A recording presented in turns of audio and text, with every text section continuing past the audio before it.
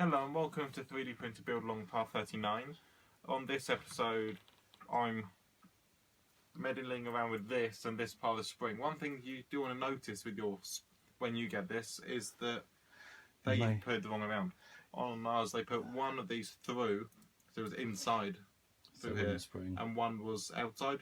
Well, because of that it wouldn't actually spring, so we've had to take it apart using the little pin here and then put that back on the right way round, so that could be quite nice. It's one thing to look out for. We also get this little heat resistant plate. It's easy to know which way around it goes because you have cutouts there for the new spring part and there for the little brackets you'd already put on. You will also get in this issue 2 screws to attach said spring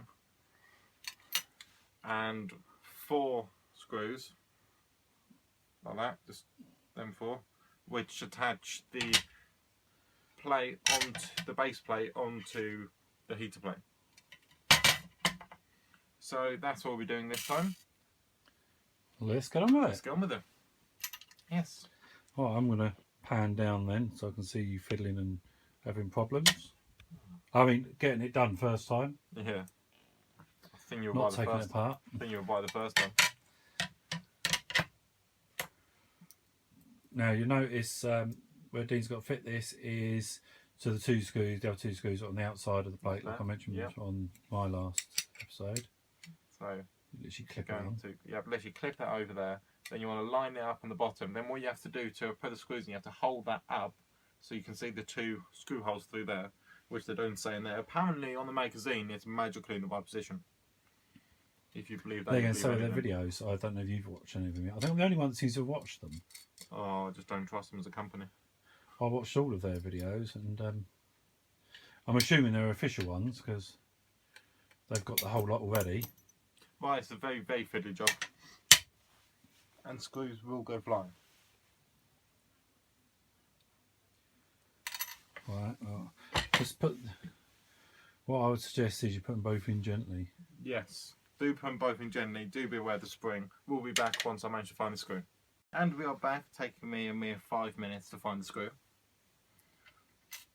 And finding a computer screw at the same time. I already put that one away. It's up over here. Which he already took away, so I just tried to get one on my own screws. Perfect. So, back to this. So you clip it over. You be really careful with this because, as I did find out, it does just spring itself closed. And unfortunately, it does then launch your screw at the same time. Good ways of doing this, having like multiple hands.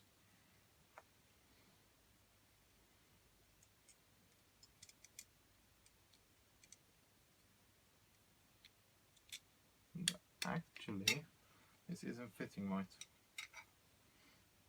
Okay, take our screw back out. Now, so what you got now is it open, that way round.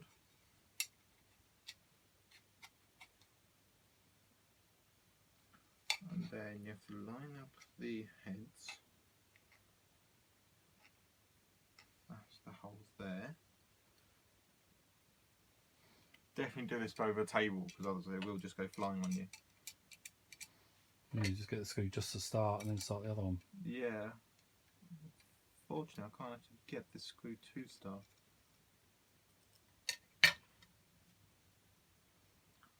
But yeah, this job is overly fiddly. How about take the spring out and see if we can assemble it after, put the spring in after?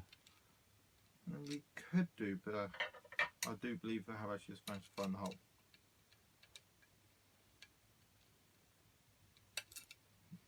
That was the blooming hole right there. But yes, this job is overly fiddly. I think because if you look at that, they do barely stick through. Yeah. It is a case of having like 64 pairs of hands. Take the spring out and try it? Yeah, probably be the best idea. Just how the hell do you get that blooming? I'll come over. Take the pliers. The pin through the middle just slides out one side. I don't know which side. You've got to find out as you go. But yeah, if you look at the magazine, they do specifically show that they've managed to get this to hold perfectly. Okay, that's out. So what we're going to try and do is the opposite around. Make sure you get it the right way around. So what you'll notice is little marks around the edges. Don't know if you can see that. It's just like little rings Probably around right. it, which is basically just a countersink for it. As you go on, the holes on the side where the spring goes through to be facing out.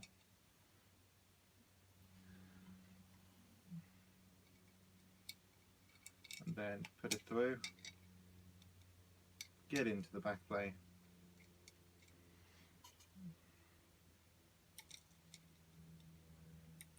Carefully do it up just enough so it takes when you can actually get to line up. Like that. And then you want to find the other one, the long screws, and do the same on the other side.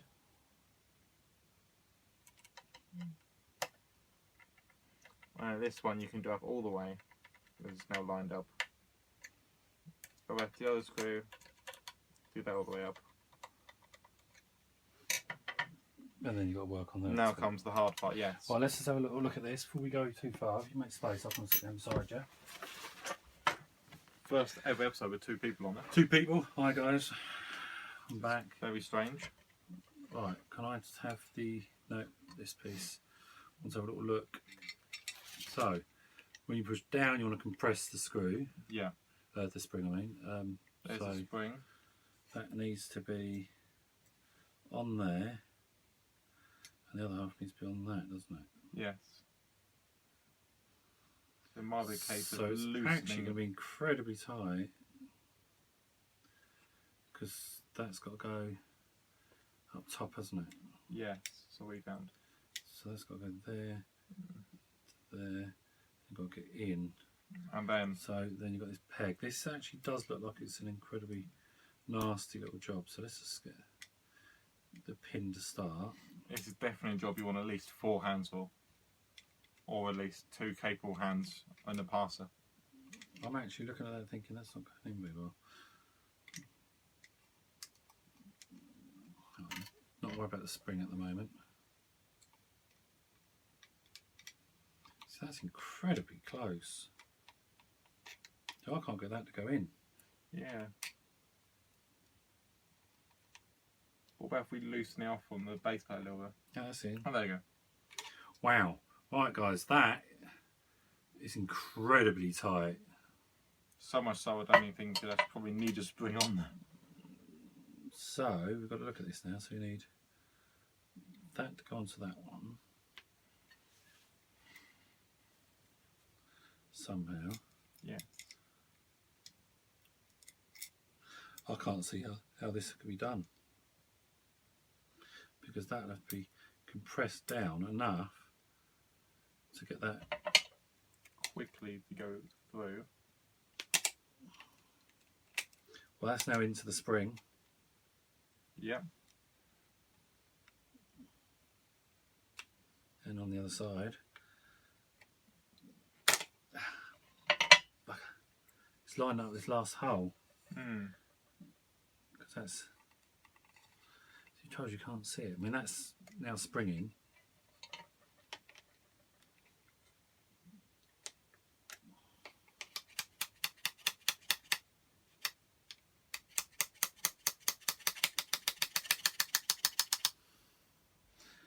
I think we're going to be stuck on this one. It is a bit of a fiddly job, this one. No, I don't think that's going to go in. That's it. That's it. It will That, work. that's done. Incredibly tight. And yes, that is now sprung. Once it does seem to lift up more than the other. Yeah, that's. That is a little bit strange, but yes, that is on. Next, if we come back to our trust, well, wouldn't say Right, I trust. shall go. Leave you to it. Fine. I always say come back to our trusty magazine. There's nothing trusty about this. You want to have this top bit here facing up, just you also have these lips here facing up, and this is going to be attached onto here. You want to make sure that you have it the way round, obviously, and the right way round is like this. So you have countersunk holes at the top. So more over the Actual 3D printer Z-axis, what do you call it, thingy-majiggy. The knot. Okay. And then the hardest part of this is going to be finding screws. Once you've found one, hold on to it because it will disappear. Because this is two slippery materials together. But once you get one started, you can then do the other diagonal and then you'll be alright. Exactly.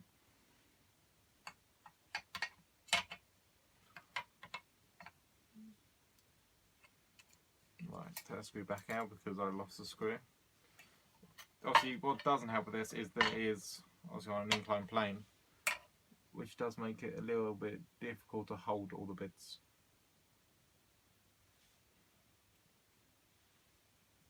As you can see, he's moving again already. Yeah. So unfortunately, this is probably like stainless steel or something like that. That looks like Ali. Or something like that. I said they're just enough to take, so you can just swivel the other end round. And get in the opposite.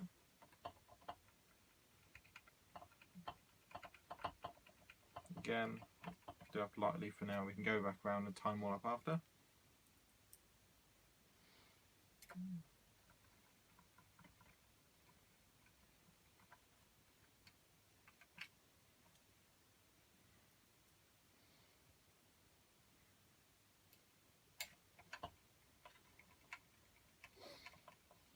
Getting excited. We're getting quite close to fitting this onto the main base. Yeah. That's it, so there you go. Just go back around, tighten up all screws. That still works, which is perfect. Then put your heat resistant plate. Next, yeah, it's the last part apparently is to do this. Although you will do have a fiddly bit as well after this. Basically what we have is we have this heat resistant plate. This, obviously, you hinge over that side as if it's like a door. That was the hinges there. You want to open up this clip so that you can, again, very fiddly, In. like that. Obviously ours is lifted up on one side, but Look at that.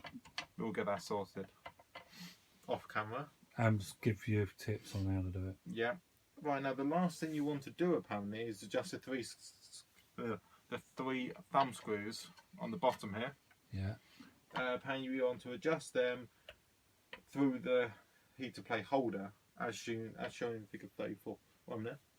Okay. If the base is not level with the whitest cover, so what it's now saying is you have to make sure it's level, which... We'll wait till later and we get a gauge on it. Yeah, and from ours it does look pretty level. So that would actually complete episode 39. Thank goodness for that.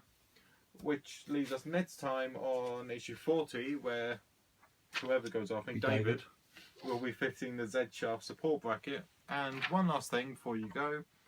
As this episode, we've now spent £281.59, which we volunteered to spend.